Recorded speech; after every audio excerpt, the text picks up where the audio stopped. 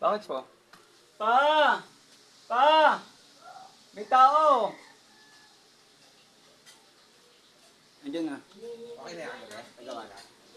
Hindi ko...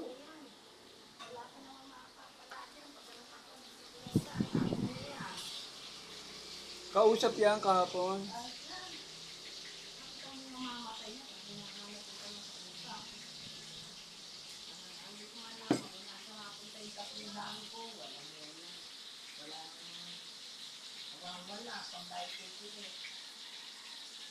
Kasi Duday, narinig ko eh. Nasa tawagin nga si Duday. Nasa kanya ba, Tute?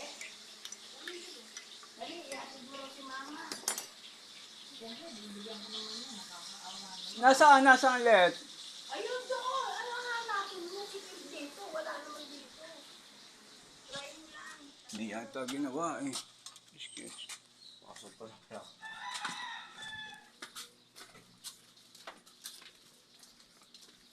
Ate Duday! Ate Duday!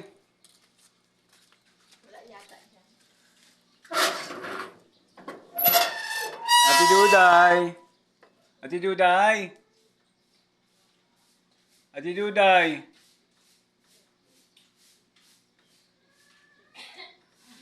Baka umalis na.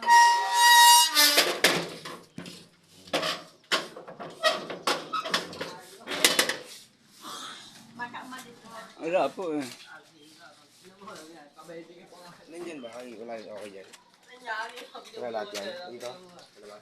Yung di sa labas, medyo okay. Okay, sana yun. Kailangan ko na.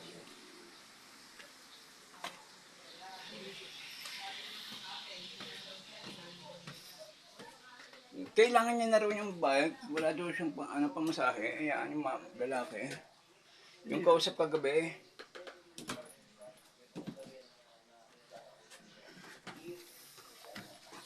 Nabutan sa unit ng tatlong Chinese kung saan isa sa kanila ay nakatokang magbantay at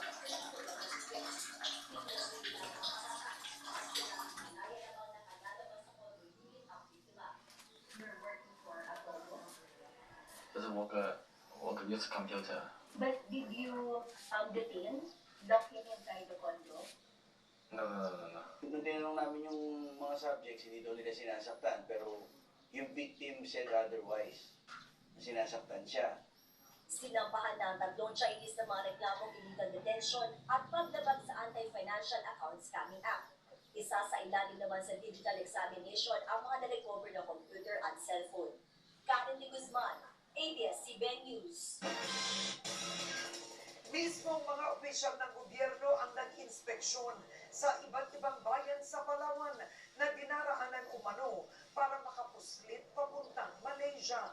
Kasunod ito ng dumaraming kaso ng human trafficking, pati ang pagpapauwi ng mga biktima nito mula Myanmar, Cambodia at Malaysia. Exclusive mula Palawan, nagpapatrol, Zian Ambrosio. Ito ang pangmalakasang sanib puwersa ng iba't ibang ahensya ng gobyerno mula Interagency Council Against Trafficking, mula DOJ, DFA, DSWD, Department of Migrant Workers, DOTR, Bureau of Immigration, Commission on Filipinos Overseas, Presidential Anti-Organized Crime Commission, National Commission on Indigenous People, NBI, PNP at Philippine Coast Guard. Layo nilang pag-aralan ng mga ruta sa mga unang backdoor exit sa Palawan papuntang Malaysia. Kasunod ito na tumaas na bilang ng mga kaso ng human trafficking at mga Pinoy na sinasagip at sumasailalim sa repatriation mula sa Myanmar, Cambodia at Malaysia. Para kung malaman natin kung anong tamang solusyon sa mga haharaping problema, alam natin dapat kung ano yung mga ruta, whole of government approach, kailangan pong alamin at to intensively increase the cooperation not only between the national government but also the local government units. Unang pinunta ng bayan ng Nara, kung saan nailigtas ang may 14 na human trafficking victims na patungo sanang Malaysia. Ayon sa Municipal Social Welfare, ilan sa mga naging target ng biktima ay mga katutubo. Paano po ba yung naging recruitment? Paano yung style na ginawa sa kanila? Yung proseso, ma'am? Actually, ma'am, kakilala po kasi nila. Same barangay po kasi. Di ba po yun po kasi yung isa sa parang nagiging sistema pagdating po sa case po na ito. Kakilala nila, kabarangay po nila. And then, nag-offer po ng malaking sweldo po outside ng Palawan, actually outside Philippines. Nagtungo rin ang mga opisyal sa Brooks Point. Unang sinabi ng pulisya at lokal na pamahalaan na walang kaso ng trafficking sa kanilang munisipalidad. Pero kinestyon ito ng Iyakan at Palawan Provincial Police. Based on records din po ng PNP, since 2018 po, negative po kami sa mga human trafficking incidents sa area. Dito po sila dumaan sa Palawan. Hindi ko tinutumbok na dahil yung sa Brooks Point lang, but dinaanan po yung Palawan kasama yung Brooks Point.